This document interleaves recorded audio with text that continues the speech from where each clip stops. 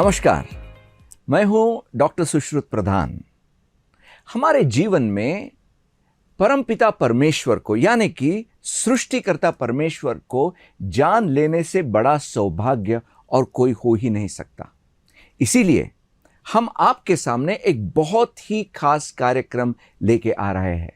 यहां पे video clips के द्वारा हम आपके सामने यीशु मसीह का जीवन प्रस्तुत करने वाले हैं।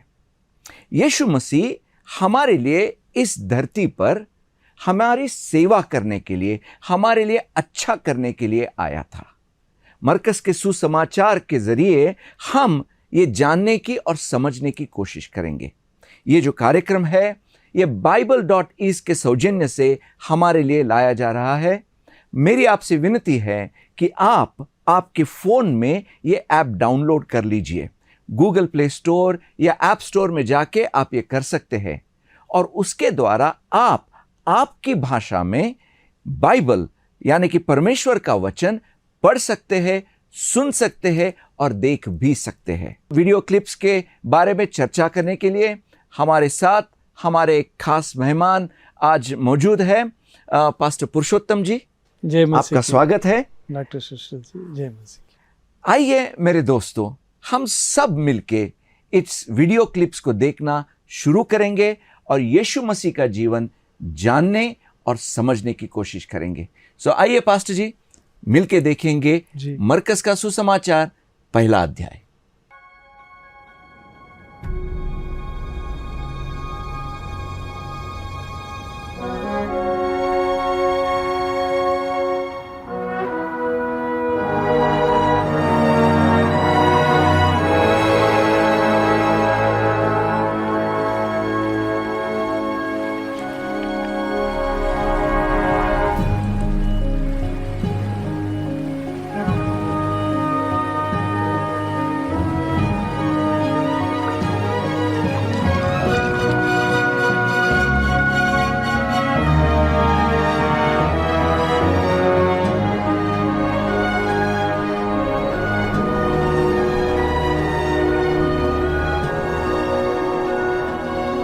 परमेश्वर पुत्र यीशु मसीह के सुसमाचार का आरंभ। भविष्यद्वक्ता यशायाह के अभिलेख के अनुसार तुम्हारे पूर्व मैं अपना एक दूत भेज रहा हूँ जो तुम्हारा मार्ग तैयार करेगा। जंगल में पुकारने वाले की आवाज है, प्रभु का मार्ग तैयार करो, उनके रास्ते सीधे और समतल करो। बपतिस्मा देने वाले यूहन्ना जंगल में पाप क्षमा के लिए पश्चाताप के बपतिस्मा का प्रचार करते हुए आए। यहूदिया प्रदेश के क्षेत्रों से सारी भीड़ तथा यरूशलेम नगर के सभी लोग उनसे भेंट करने जाने लगे। ये सब पाप स्वीकार करते हुए यरदन नदी में यूहन्ना से बपतिस्मा ले रहे थे। यूहन्ना का परिधान ऊंट के रोम से निर्मित वस्त्र और उसके ऊपर चमड़े का कमरबंद था और उनका भोजन था टिड्डियां तथा जंगली मधु। वो प्रचार कर कहते थे, मेरे बाद एक ऐसा व्यक्ति आएगा जो मुझसे अधिक शक्तिमान है। मैं तो इस योग्य भी नहीं हूँ कि उनके सामने झुककर उनकी जूतियों के बंध खोलूं। मैं बपतिस्मा जल में देता हूँ, वो तुम्हें पवित्र आत्मा में बपतिस्मा देंगे।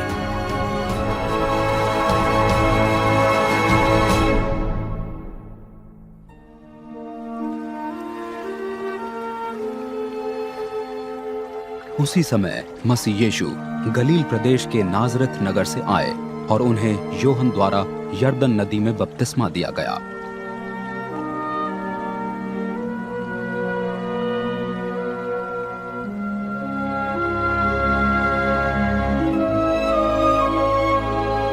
जब मसीह यीशु जल से बाहर आ रहे थे, उसी क्षण उन्होंने आकाश को खुलते तथा आत्मा को जो कबूतर के समान था अपने ऊपर उतरते हुए देखा और स्वर्ग से निकला एक शब्द भी सुनाई दिया, तुम मेरे पुत्र हो, मेरे प्रिय, तुमसे मैं अति प्रसन्न हूं।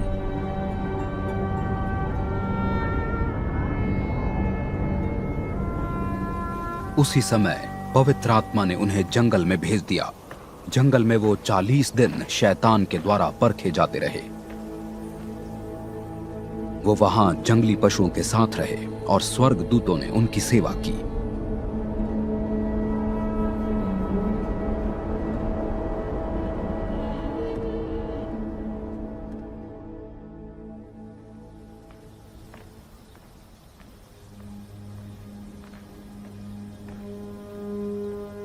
यूहन्ना के बंदी बना लिए जाने के बाद यीशु परमेश्वर के सुसमाचार का प्रचार करते हुए गलील प्रदेश आए।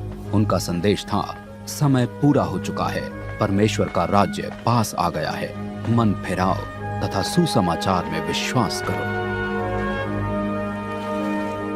गलील झील के पास से जाते हुए मसीह यीशु ने शिमोन तथा उनके भाई आंद्रयास को देखा, जो झील में जाल डाल रहे थे। वे मछुआरे थे। मसीह यीशु ने उनसे कहा, मेरे पीछे आओ, मैं तुम्हें मनुष्यों के मछुआरे बनाऊंगा। अपने जाल वहीं छोड़ वे तुरंत उनके साथ चल दिए। आगे जाने पर उन्होंने जेबेदियास के पुत्र याकूब तथा उनके भाई यूहन्ना को देखा। वे भी नाव में थे और अपने जाल सुधार रहे थे। उन्हें देखते ही मसीह यीशु ने उनको बुलाया। वे अपने पिता जेबेदियास को मजदूरों के साथ नाव में ही छोड़कर उनके साथ चल दिए।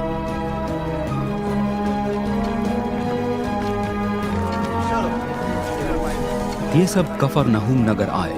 शब्बात पर मसीह यीशु स्थानीय यहूदी सभागृह में जाकर शिक्षा देने लगे। लोग उनकी शिक्षा से आश्चर्यचकित रह गए, क्योंकि वो शास्त्रियों के समान नहीं, परंतु इस प्रकार शिक्षा दे रहे थे कि उन्हें इसका अधिकार है। उसी समय सभागृह में एक व्यक्ति जो दुष्ट आत्मा से पीड़ित था चिल्ला उठा, नाज़रेतवासी यीशु, क्या चाहते हैं आप? क्या आप हमें नाश करने आए हैं? मैं जानता हूँ कि आप कौन हैं, परमेश्वर के पवित्र जन। चुप! उसे फटकारते हुए मसीह यीशु ने कहा, बाहर निकल जा इसमें से। उस व्यक्ति को मरोड़ते हुए वो प्रेत ऊंचे शब्द में चिल्लाता हुआ उसमें से बाहर निकल गया। सभी हैरान रह गए। वे आपस में विचार करने लगे, ये सब क्या हो रहा है? ये अधिकार पूर्वक शिक्षा देते हैं और अशुद्ध आत्मा तक को आज्ञा देते हैं, और वे उनका पालन भी करती हैं। तेजी से उनकी ख्याति गलील प्रदेश के आसपास सब जगह फैल गई। यहूदी सभागृह से निकलकर वे सीधे याकूब और यूहन्ना के साथ शिमोन तथा आंद्रयास के घर पर गए।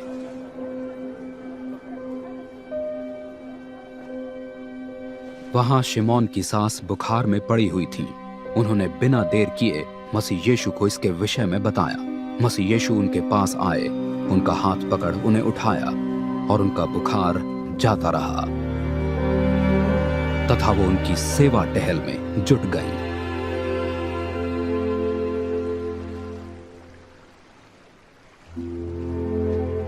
संध्या समय सूर्यास्त के बाद लोग अस्वस्थ तथा जिनमें दुष्टात्माएं थी, उन लोगों को यीशु के पास लाने लगे। सारा नगर ही द्वार पर इकट्ठा हो गया। मसीह यीशु ने विभिन्न रोगों से पीड़ित अनेकों को स्वस्थ किया और अनेक दुष्ट आत्माओं को भी निकाला। वो दुष्ट आत्माओं को बोलने नहीं देते थे, क्योंकि वे उन्हें पहचानती थी।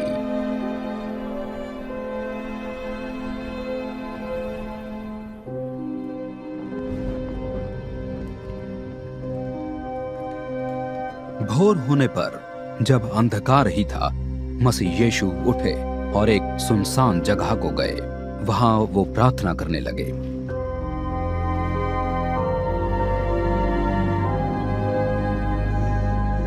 शिमोन तथा उनके अन्य साथी उन्हें खोज रहे थे। उन्हें पाकर वे कहने लगे, सभी आपको खोज रहे हैं। किंतु मसीह यीशु ने उनसे कहा, चलो कहीं और चलें, यहाँ पास के नगरों में, जिससे कि मैं वहां भी प्रचार कर सकूं, क्योंकि मेरे यहाँ आने का उद्देश्य यही है। वो सारे गलील प्रदेश में घूमते हुए यहूदी सभागृहों में जा जाकर प्रचार करते रहे तथा लोगों में से दुष्टात्माओं को निकालते गए। एक कोढ़ रोगी उनके पास आया। उसने मसीह यीशु के सामने घुटने टेक उनसे विनती की, आप चाहें तो मुझे शुद्ध कर सकते हैं। तरस खाकर मसीह यीशु ने हाथ बढ़ाकर उसे स्पर्श किया और कहा, मैं चाहता हूं तुम शुद्ध हो जाओ। उसी समय उसका कोढ़ रोग जाता रहा और वो शुद्ध हो गया। मसीह यीशु ने उसे उसी समय इस चेतावनी के साथ विदा किया, सुनो, इस विषय में किसी से कुछ न कहना। हाँ, जाकर स्वयं को याजक के सामने प्रस्तुत करो तथा अपनी शुद्धि के प्रमाण के लिए मूसे द्वारा निर्धारित विधि के अनुसार शुद्धि संबंधी भेंट चढ़ाओ। किंतु उस व्यक्ति ने जाकर खुलेआम इसकी घोषणा की, तथा ये समाचार इतना फैला दिया कि मसीह यीशु इसके बाद खुल्लम खुल्ला किसी नगर में न जा सके और उन्हें नगर के बाहर सुनसान स्थानों में रहना पड़ा। फिर भी सब स्थानों से लोग उनके पास आते रहे। पास्टर जी, ये यीशु मसीह के जीवन का एक बहुत ही अच्छा दृष्टिकरण था। हाँ जी। और जब हम ये वीडियो क्लिप देखते हैं तो कुछ विचार मन में आने लगते हैं, जैसे कि यहाँ पे हमने मरकस का सुसमाचार पहले अध्याय और 3 वचन में देखा कि बपतिस्मा देने वाला यूहन्ना के बारे में लिखा है कि जंगल में किसी पुकारने वाले का शब्द सुनाई दे रहा था, प्रभु के लिए मार्ग तैयार करो और उसके लिए राहें सीधी बनाओ। जी। तो यहाँ पे राहें सीधी बनाना, उसके बारे में आप क्या कह सकते हैं? डॉक्टर सुश्रुत जी, यदि हम लोग सांसारिक रीति से न हम लोग ध्यान करते हुए आत्मिकता से यदि हम लोग ध्यान करें, आदि में ही मनुष्य मार्ग भटक गया जी। और उस मार्ग में भटक कर उसने अपने जीवन में पाप मोल ले लिया। और उस कह सकते हैं हम कि मार्ग भटकना, नहीं तो हम लोग कहते हैं कि टेढ़े मार्ग पर चल रहा है कहते हैं। तो इस रीति से ये जो गलत मार्ग जो है ये परमेश्वर के राज्य को ले नहीं जा सकता। हर एक मनुष्य से परमेश्वर ने प्रयत्न किया, पर हम देखते हैं कि कोई भी मनुष्य परमेश्वर की बात को नहीं माना, तो अपने इकलौते पुत्र प्रभु यीशु मसीह को इस संसार में शरीरधारी होकर आना पड़ा। सही। और परमेश्वर प्रभु यीशु मसीह आने से पहले उनके मार्ग सरल करने के लिए जिस रीति से हम देखते हैं, जंगल में से एक पुकार आया और वो पुकार किसका था? यूहन्ना का था जी, जिसने सब मनुष्यों को कहा कि अपने मार्ग सरल कीजिए, जो भटके हुए मार्ग है उसे आप लोगों को परमेश्वर के मार्ग की ओर लेकर चलिए कहकर उन्होंने पुकार कर सब लोगों को बताया कि जो टेढ़े मार्ग पर चल रहे हैं, जो गलत मार्ग पर चल रहे हैं, जो पाप के मार्ग पर चल रहे हैं, ये मार्ग हमें नरक की ओर लेकर जाएगा। जो कि इकलौता पुत्र प्रभु यीशु मसीह जो आने वाला है, उनके मार्ग को सरल करने के लिए यूहन्ना ने वहाँ पर जितने भी लोग थे उन सबों को उन्होंने बताया था। और जैसे ही यीशु ने खुद आकर बपतिस्मा लिया, हाँ जी। तो हम ये आकाशवाणी वहाँ पे सुनते हैं कि परमेश्वर कहता है, तू मेरा पुत्र है जिससे मैं प्यार करता हूँ और मैं तुझसे बहुत प्रसन्न हूँ। ये जब भी मैं पढ़ता हूँ तो मुझे बहुत ही आनंद होता है, क्योंकि परमेश्वर खुद कहता है कि यीशु ने जो जीवन जिया था वो बहुत ही सही तरीके का था। उसने कुछ भी गलती नहीं की, उसमें कुछ भी पाप नहीं किए, इसीलिए उसका जीवन देखकर खुद परमेश्वर प्रसन्न हुआ था। और इससे मैं एक और भी जान लेता हूं कि जब मैं यीशु के मार्ग में चलता हूं, यीशु का जीवन है उसका अनुसरण करता हूं, तो मेरे जीवन में भी परमेश्वर प्रसन्न होगा। अब यहाँ पर भी हम लोगों को सोचने वाली बात है, प्रसन्नता एक व्यक्ति से और एक व्यक्ति कब हो सकता है? हाँ। मैं आपसे बहुत प्रसन्न हूँ, कारण क्या है कि मैं आप में कुछ ऐसी खूबियाँ, कोई एक अच्छाई मैंने आप में देखी है, और वो अच्छाई मेरे मन को तृप्त करती है। तब मैं क्या करता हूँ, मेरे मन में बहुत ही प्रफुल्लित होता हूँ और मेरे हृदय में भी बहुत ही आनंद होता है। उसी रीति से परमेश्वर का इकलौता पुत्र प्रभु यीशु मसीह संसार में आया और परमेश्वर पिता ने जिस कारण इस संसार में भेजाया था, उस कारण को और उस मार्ग को चलते हुए परमेश्वर पिता को उन्होंने आनंदित किया।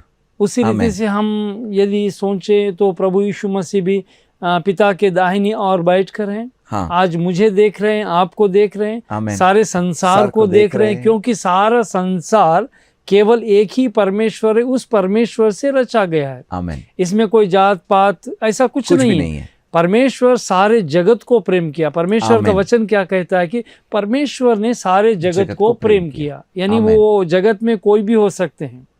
तो परमेश्वर जैसा प्रेम करता है और हम लोगों को भी उस प्रेम को पाते हुए हम प्रभु को आनंदित करने वाले व्यक्ति होना चाहिए। और यहाँ पे हम देखते हैं कि जब यीशु खुद संदेश देने लगा तो उसने ये बात कही यहाँ पे 15वें वचन में कि समय पूरा हो चुका है। हाँ जी, यानी कि तुम्हें और इंतजार करने की जरूरत नहीं है, समय अभी का अभी है।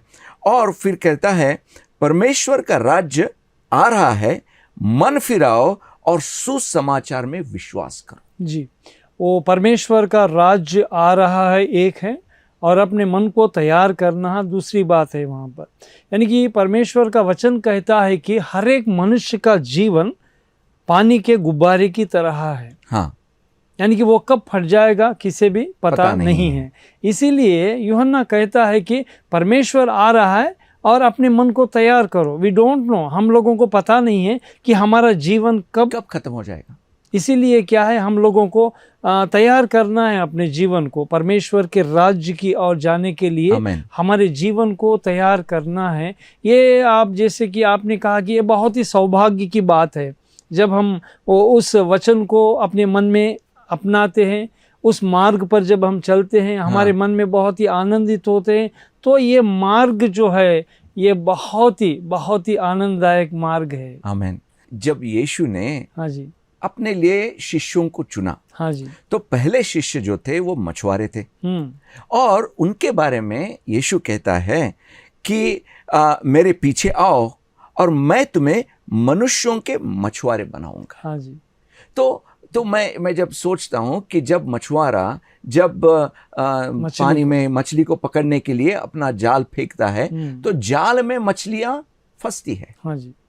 तो उसी तरह का मछुआरा मनुष्यों के लिए भी या कुछ अलग है उसका? नहीं, इसका अर्थ अलग है।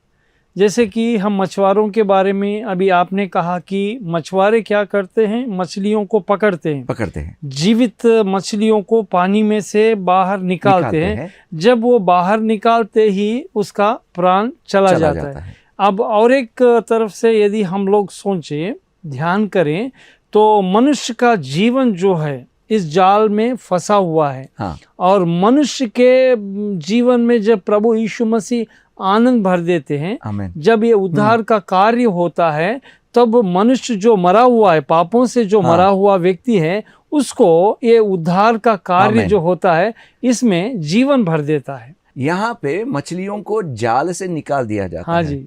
तो मनुष्यों को छुड़ाने के लिए ही वो कहता है कि मनुष्यों का मछुआरा मैं तुम्हें बनाऊंगा। पापों के जालों से उनको छुड़ाता है जब उनके जीवन में जीवन आ जाता है। और जब यीशु मसीह बात कर रहे थे, हाँ जी, तब लोग भी समझ गए कि इनके बात करने का तरीका अलग है। हाँ जी। जो दूसरे लोग थे वो भी बात करते थे, लेकिन उसकी तरह से यीशु ने बात नहीं की। यहाँ पे अगर हम 22वें वचन में देखेंगे तो यहाँ पे उसके उपदेशों पर लोग चकित हुए, क्योंकि वह उन्हें किसी शास्त्र ज्ञाता की तरह नहीं बल्कि एक अधिकारी की तरह उपदेश दे रहा था। हाँ जी। तो ये किस तरह का फर्क है, ये किस तरह का बदलाव है? अब देखिए, मनुष्य जब कभी भी बात करता है तो मनुष्य की बातों में स्वार्थ होता है, मनुष्य की बातों में स्वार्थ होता है। पर प्रभु यीशु मसीह इस संसार में जो आए, वो पिता के अधिकार से आए। और परमेश्वर ने जब कभी भी बात की तो इस संसारिक रीति से कोई बातें उनके बातों में नहीं होती थी। और उनकी बातों में इतनी शक्ति होती थी, जैसे कि हम लोग पवित्र शास्त्र बाइबल में हम उत्पत्ति नामक पुस्तक में देखते हैं, तो परमेश्वर ने एक बात बोलते ही उनकी बात में इतनी शक्ति होती थी कि सारे संसार को ही एक बात से बना दिया। यानी कि परमेश्वर की बातों में बहुत ही शक्ति होती है। और वही बात और वही शक्ति से प्रभु यीशु मसीह इस संसार में आए। और हम जानना चाहिए कि परमेश्वर प्रभु यीशु मसीह की बातों में संसारिक ज्ञान नहीं होता था, संसारिक की बातें नहीं होती थी। वो कुछ भी बात करते तो केवल क्या बात करते थे कि मैं परमेश्वर के राज्य के बारे में ही बात कर रहा हूँ कहकर प्रभु यीशु मसीह बात करते थे। यानी कि उनके बातों में स्वार्थ नहीं था, जी उनकी बातें खाली नहीं थी, उनके बातों में परमेश्वर की शक्ति थी। हाँ जी 29वां वचन है, हाँ जी वहां पे कहते हैं कि हर व्यक्ति चकित हो उठा, इतना चकित कि सब आपस में एक दूसरे से पूछने लगे कि यह क्या है, अधिकार के साथ दिया गया एक नया उपदेश। हाँ जी और वो अधिकार को दुष्टात्माएं भी मानने लगी, उनके अधिकार के सामने वो दुष्टात्माएं भी झुकने लगी। जैसे कि हमने कहा था कि यीशु सेवा करने के लिए आया है, तो हम इस सुसमाचार में हम ये भी देखते हैं कि जो भी कोई ज़रूरतमंद उनके पास आया, उसने चंगाई पाई या उसने छुटकारा पाया। हाँ जी, यही प्रभु यीशु मसीह की बातों में अधिकार था, प्रभु यीशु मसीह की बातों में शक्ति थी, सामर्थ्य थी। और जो वो कभी भी अधिकार से कोई बात भी करते थे, जो भी चंगाई प्राप्त करने के लिए प्रभु के पास आते हैं, तो उनकी बातों की शक्ति से उनको चंगाई प्राप्त होती थी। और एक बात, जैसे कि हम लोगों ने परमेश्वर के वचन में पढ़ा है कि प्रभु यीशु मसीह ने कहा कि मैं सेवा कराने के लिए नहीं, Yes. पर आप लोगों की सेवा करने के लिए मैं। इसमें हम लोगों को परमेश्वर की दीनता दिखाई देती है। आमीन आमीन। जो कि परमेश्वर के बच्चे जो भी होते हैं, उनमें परमेश्वर क्या चाहते हैं कि दीनता होनी चाहिए। यस, मनुष्य को दीनता सिखाने के लिए प्रभु ने कहा कि मैं सेविकाई कराने के लिए नहीं, पर मैं सेवा करने के लिए आया हूँ। मनुष्य क्या करता है, अपने मन में सोचता है कि मेरी कोई आके सेवा करे। यदि कोई धनवान होता है, समझिए, तो वो नौकर को क्या कहता है कि तू आकर मेरी सेवा करना। पर धनवान जाकर कभी भी हम देखते हैं कि सेवा करने वालों को किसी को भी इतिहास में हम लोगों ने नहीं देखा।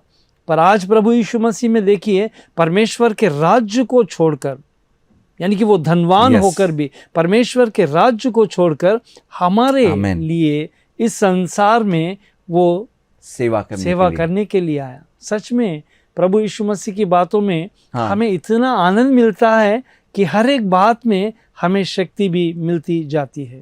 और इस वीडियो क्लिप में मैंने और एक भी देखा कि यीशु ये कहता है कि हमें दूसरे नगरों में भी जाना चाहिए ताकि वहां भी उपदेश दिया जा सके, क्योंकि मैं इसी के लिए आया हूं।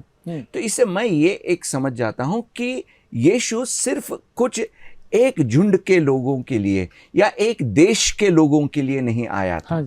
उसकी यही इच्छा थी कि हर तरह उसका ये सुसमाचार जाए और लोग उनके जीवन में परमेश्वर का आशीष पाए। प्रभु यीशु मसीह रोगियों के लिए आया, जो जरूरतमंद है उन लोगों के लिए आया। और परमेश्वर की इच्छा भी यही थी कि संसार में कोई भी नष्ट ना हो, सब लोगों को परमेश्वर के राज्य की ओर जा सके। इसीलिए परमेश्वर प्रभु यीशु मसीह का उद्देश्य भी यही था कि हर एक मनुष्य, यानी कि एक ही गांव का, एक ही स्थान का, ऐसा नहीं, हर एक देश का, यानी कि सारे संसार के लोग परमेश्वर को स्वीकार करें, जो कि उन्हें परमेश्वर के राज्य की ओर लेकर जाता है। बहुत ही धन्यवाद पास्टर जी, आप हमारे साथ आए और इतनी अच्छी बातें हमने आपसे कही। मेरे दोस्तों, परमेश्वर ने हमें अच्छा होने के लिए ही निर्माण किया है। और जब एक बीमार आदमी यीशु के पास आया और उसने कहा कि अगर तुम्हारी इच्छा हो तो तुम मुझे अच्छा कर दो, तो यीशु ने तभी कहा कि मैं चाहता हूं कि तुम अच्छे हो जाओ। और आज आपके बारे में भी यीशु मसीह यही कहता है कि मैं चाहता हूं कि तुम अच्छे हो जाओ। और जब हम सुसमाचार कहते हैं तो उसका मतलब यह है कि आपके जीवन में कुछ तो अच्छा होने वाला है, और इस अच्छा होने के लिए ही यीशु मसीह इस धरती पर आया है। जी, आइए हम आंख बंद करेंगे और प्रार्थना करेंगे। प्यारे परमेश्वर, हम आपको धन्यवाद देते हैं, सारे सृष्टि के मालिक, हर एक इस संसार में व्यक्ति हैं, उन सबों को आपने प्रेम किया और प्रेम कर भी रहे हैं। प्रभु जी, आज हम आपके वचनों के द्वारा थोड़ी चर्चाएं की हैं, जो कि हमारे जीवन में शक्ति देती हैं, जो कि हमारे जीवन को सुधारती हैं। इस समय परमेश्वर आपकी ओर देखकर जो भी दर्शक प्रभु जी आशीषों के लिए देख रहा है, हर एक दर्शक के ऊपर, हर एक परिवार में आपकी शांति, आपका समाधान दीजिए। हर एक व्यक्ति प्रभु आपकी ओर फिरने के लिए सहायता कीजिए। प्रभु आप हर एक व्यक्ति से यही चाहते हैं कि हर एक मन फिराएं, पश्चाताप से आपके चरणों में प्रार्थना करें और परमेश्वर के राज्य में प्रभु जी स्थान प्राप्त करें। प्रभु इस समय हम यही दुआ करते हैं सारे दर्शकों के लिए, अपने मन में जो भी चाह रहे हैं इनकी चाहतों को पूरी कीजिए।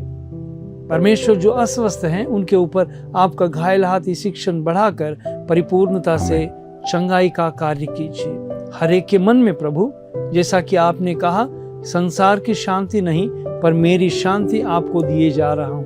प्रभु जी सारे दर्शकों के लिए हम यही दुआ करते हैं कि आपकी शांति हर एक के जीवन में भर दीजिए। प्रभु मैं फिर एक बार आपको धन्यवाद देता हूँ कि आप हमारे बीच में हैं, आपने हमारी प्रार्थना सुनी है। हम आपको धन्यवाद देते हुए प्रभु यीशु मसीह के पवित्र नाम से प्रार्थना करते हैं, सुन और ग्रहण कर। आमीन। आमीन। धन्यवाद मेरे दोस्तों, मेरे भाइयों और बहनों कि आपने हमारे साथ मिलकर इस कार्यक्रम को देखा और यीशु के जीवन के बारे में कुछ जाना। मुझे विश्वास है कि आपने आशीषें पाई है और हमारे अगले कार्यक्रम के लिए भी आप हमारे साथ मिलकर यीशु के जीवन में जानिए और आपके जीवन में यीशु मसीह की शक्ति आप अनुभव कीजिए। धन्यवाद।